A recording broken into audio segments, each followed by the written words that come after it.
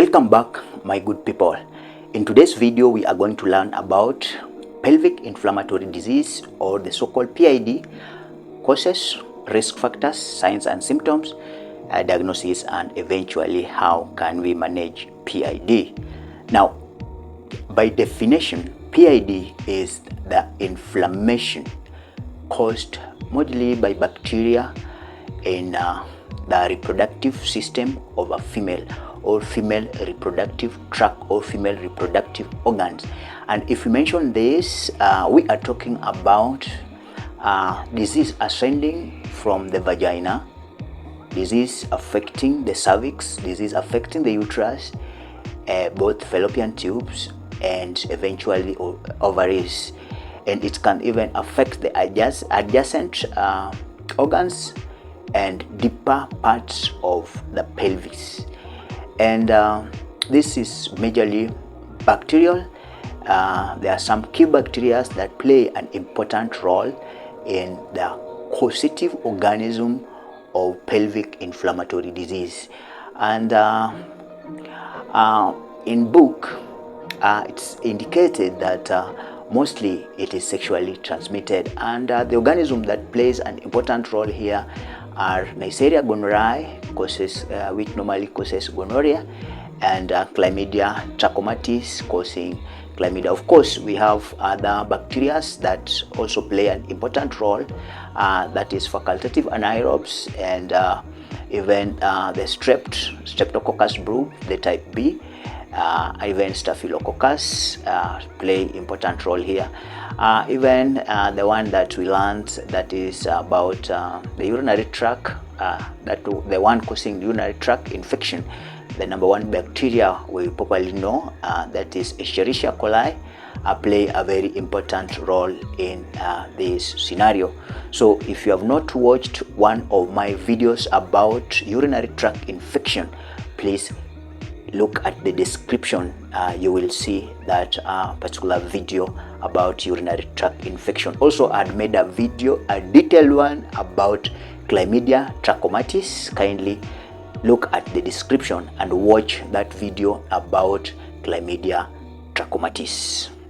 Basically, if we talk about risk factors and those who are at risk of getting pelvic inflammatory disease or contracting pelvic inflammatory disease, we begin by saying that if you start practicing sex when you are under 25, it is postulated and documented that you are at high risk of getting the infection, particularly this time that gonorrhea is roaming and chlamydia is also there with us in each and every day.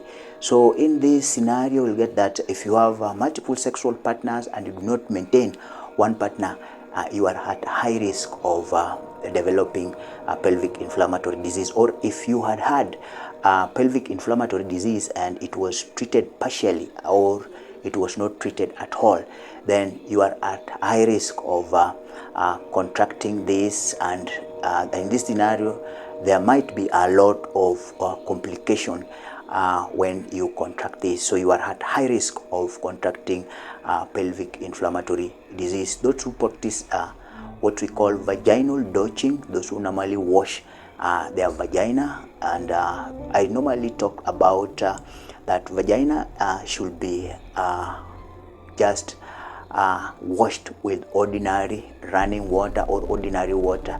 I should not be able to interfere with the normal pH of the vagina by so-called applying various douches that may introduce the microbes into the vagina, thereby interfering with the vaginal pH, and this may ascend to the organs that we have mentioned, that is the ovaries, fallopian tube, even the uterus, causing what we call pelvic inflammatory disease. So even those who are using intrauterine devices, they are at high risk, because intrauterine devices normally do not thicken the cervical mucus, they do not thicken the endometrial wall. So this normally allows the bacteria to ascend very, very easily and affect our fallopian tube and even affect the ovaries, thereby thereby bringing what we call pelvic inflammatory disease. Those who do not use protection, that is no use of condom during sexual intercourse, you can never know what your partner does behind your back. So we normally encourage that we use protection, that is condom, if you do not know your partner very well. And also we normally encourage a lot of testing. You be testing yourself and you be sure that your partner do not have any type of infection, because pelvic inflammatory disease is polymicrobes. There are a lot of bacteria that I've not even mentioned that plays a very important roles. I've only mentioned the key ones, but there are very many, over 1,000 bacteria that may cause pelvic inflammatory disease. So let's be vigilant.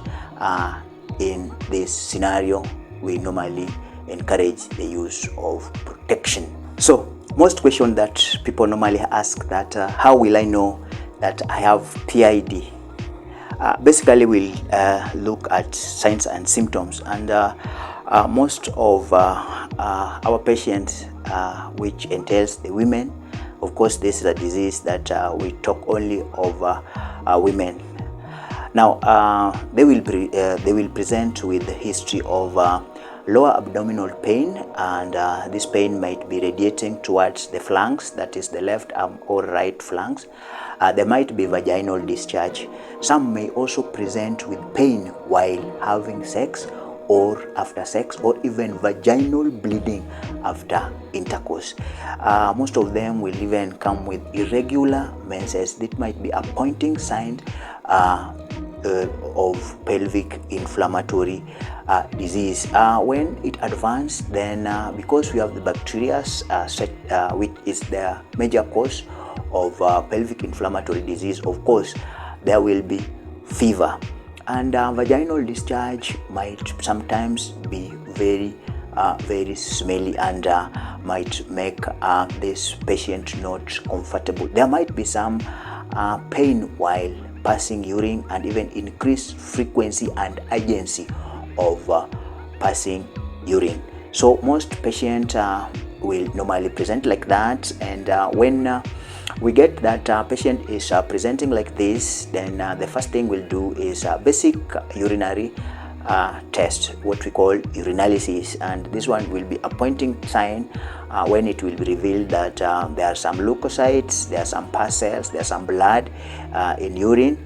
Then we might be able to take an action. Of course, we can even send the patient for what we call pelvic ultrasound or obstetric gynecological ultrasound, just to reveal to us the presence of any infection or even collection of fluids in cul-de-sac or pouch of Douglas, which might be pathognomic of pelvic inflammatory disease. Of course, depending on the facility that you are, we can go ahead and do what we call laparoscopy, we can do MRI, we can do even the CT scan of the female reproductive system. Lab works, we can do C-reactive protein, ESRs, that is erythrocytic sedimentation rate, and even full blood count may even indicate an infection that is going on. There will be a rise on white blood cells, and it is very key into consideration just to help us in management of this particular patient. Of course, when we find that all that we've done are pointing towards the pelvic inflammatory disease, of course, management will be very easier. Basically, just normal ceftriaxone, 500 milligrams IM start dose, plus doxycycline and metronidazole is normally key in management of PID. Even some books just insisting on doxycycline and metronidazole, the so-called flagyl alone, is enough to clear pelvic inflammatory disease. You should be able to know that this is a polymicrobes disease consisting of very many bacteria, and drugs are very many with different classes. Sometimes when the basic ones, that's ceftriaxone, doxycycline and metronidazole is failing, we can go ahead and do culture and sensitivity or nucleic acid amplification test just to tell us the specific bacteria. Now culture and sensitivity will now tell us the specific bacteria plus the specific drug that we may be able to use in eliminating the causative organism or the bacteria that is bringing this pelvic inflammatory disease. Now what happens if this disease is not treated? That now we talk of complications. Now chronic pelvic pain, a patient will be presenting with pain that doesn't go even on treatment, so we will be investigate further to see in terms of laboratory workups, imaging, to see what next can we do about this. Of course, salpingitis, inflammation of the fallopian tubes, or chronic cervicitis, ectopic pregnancy might even occur due to persistent pelvic inflammatory disease. Now the case worst scenario that normally is occurring with people presenting with frequent PIDs is infertility. In fact, number one cause of infertility is what we call pelvic inflammatory disease, because it can lead, the organism can lead to scarring of the fallopian tubes, even the endometrium. And if scarring occurs, then when fertilization takes place, then even implantation will be very, very difficult. Even the movement of the ovum from the ovaries towards the fallopian tube for fertilization will be very, very difficult, because it will even interfere with the cilia. You know, the cilia that are present in the fallopian tube, they are the ones that are responsible for propelling the egg from the fimbrial end of the ovaries, from ovaries fimbrial end of it, then propelling it towards the fallopian tube for fertilization to take place. Now when there is scarring, then their development will be interfered with, and it might also result in what we call ectopic pregnancy. Now patients who normally do not come to the hospital for good treatment normally present with complications, sometimes very rare tubal ovarian abscess, and this one may even proceed to infect the other organs, and you might have a patient even presenting with peritonitis, and also a condition called Fitz-Hugh-Curtis syndrome, which is a rare complication of PID that is infecting the liver capsules and bringing what we call scarring and adhesions. So Fitz-Hugh-Curtis syndrome, it's a very tough word. It's also there in complications of pelvic inflammatory disease. That's why we take this disease keenly, so that we do not end in this kind of complications. In prevention of PID, pelvic inflammatory disease, we encourage that you should be able to have one partner, and that is what we encourage, the practice of sexual monogamy, having only one partner, and reduce the number of sexual partners, because too many sexual partners are good candidates for the STDs, the sexually transmitted infection, and the STIs, the chlamydia, and Neisseria gonorrhoeae, which play a very important role in one of the highest causes, about up to 90% of pelvic inflammatory disease. So safe sex is very key. That is, the use of protection or the use of condom is very, very important. And we also encourage regular testing. Basic testing like urinalysis can be a pointing sign, and this one may help you to eliminate this disease very, very fast. And also we encourage those who normally develop PIDs while they are on intrauterine devices, we normally encourage them to use hormonal contraceptives, because this is very, very important, because it will help to thicken the cervical mucus, thereby preventing the microbes from ascending towards the fallopian tubes, causing much PIDs. So thank you so much, guys, for watching, and if you really love this channel, click the notification bell, hit and subscribe, turn it on for more videos that we post. And our loyal subscribers, thank you so much, because now we are clicking 3.5k subscribers and the channel is doing well. Thank you so much. Let me see you in the next video. Kindly share with your friends and see you once more. Muchas gracias.